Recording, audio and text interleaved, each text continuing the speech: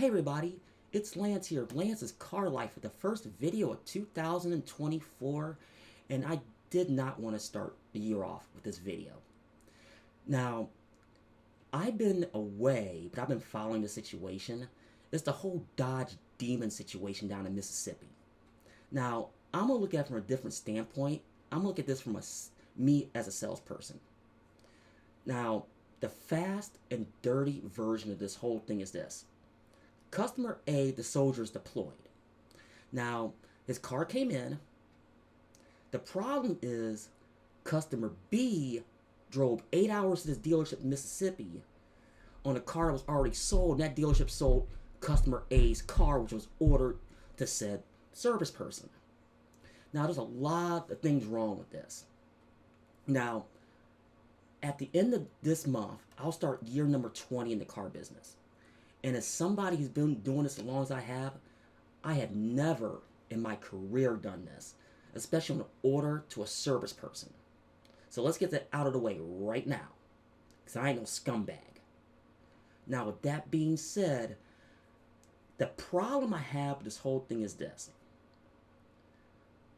When customer B found out it was customer A's car, because they found out and they were both in the same form, that's how they found out. Did customer B offer to give the car back to said dealership so customer A can buy it? Now that's unclear in this situation. Now let's assume that he did as an informer. Then the dealership should have took it back. And my understanding, this dealership is not very nice. They have a track record of this. So if customer B offered to get that car back and get a full refund, and the dealership said no, that's 100% on the dealership. And as of this video, my understanding that the dealership has not apologized yet. Now, let's say it's the latter and customer B said no. So, if that's the case, I hold the dealership in this situation and customer B equally responsible, because neither of them did the right thing in this.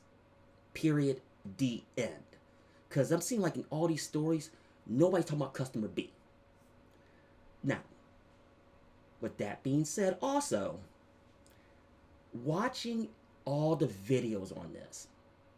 Now, I guess this dealership down there has a history of doing stuff like this. And yes, I saw Lucky Lopez's video, how they charged $90K over on a Z06 Corvette. I guess they got a Chevy store there too. And I'm thinking to myself, why are you doing this? Now, granted, is what the market would bear. I get that. But it's not worth the public relations nightmare. It really, really is not. Now, and I'm actually getting pretty emotional about this, because you just don't do this. Because I know it's been a long time this happened. I remember as I was working in Arizona, there was a Mazda store there that was totally screwing over service people. Now, people can remind me in the comments below what this was. This had to be back, I want to say 2009, 2010 or so when this happened. They were screwing over service people, and the full weight of United States military came down on them. Now, do I see it in this situation? Who knows? I wish I knew the answer to that question. But the head of Stellantis, if this is true, has came out and said they're going to give him a demon even though production ended. Now, as much as I jump on Stellantis, and a lot of other people have, especially when those Demon 170s first came out, they were giving all these content creators, celebrities first for the general public. Because I even drugged them a little bit. Actually, take that back. I drugged them a lot. Did they do the right thing?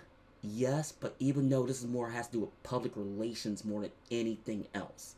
And Stellantis, you know this. So why even go down that road? Even though it was the right thing to do, what they should have did is going after the dealership themselves. Now, that is another story for another day from the manufacturer standpoint. Now, as far as the dealership there, I guess they're a huge group. Now, I don't know as a salesperson what's going to happen, but I've been watching other YouTubers and what they did to butter. even though I'm not subscribed to him, I do watch his videos from time to time. That should never happen to him. I think if you go watch his videos and what happened to him, no. I'm saying that not as a salesperson, not as a car guy, but as a fellow content creator. Now, I've seen other YouTubers, they want to drag this dealership there. Now, you notice I'm not saying the name of the dealership because go look for yourself. It's out there. I'm not going to name names, things like that. But I will mention one YouTuber, and that's TK over TK's Garage. Now, I wanted to bring him up specifically because I know you're passionate in what you want to do to this dealership, but this is me giving you professional advice as a YouTuber. Be careful what you say because I saw that video you made, and let me tell you something. Discovery goes both ways, and it can and will be used against you.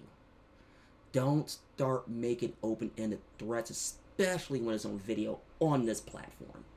Because I've been on this platform in some way, shape, or form since the beginning, and you don't want that headache. Trust and believe that. But I'm going to leave that at that. Now, I'm going to say this in closing. In 20 years of sales and being in this business, I was 15, I would never work at a place like that. Especially when I found out I'd be gone in a second. Now, was it made right? Well, it remains to be seen. I hope this whole thing is true, not fabricated from any party involved. But it gives all of us as dealerships a bad name because you just don't do this. You don't sell a vehicle out from someone. I don't care what the price. So let me know what you think in the comments below. Am I right? Am I wrong? Should I do a follow-up video on this? Because it seems like, and I haven't really looked into this, and please let me know in the comments below, other links, has salespeople, not owners, now they're content creators in the car industry. I'm talking about me as a salesperson has talked about this. So I'm going to get off here. I want everybody to have a great and happy 2024. And this is Lance of Lance's Car Life.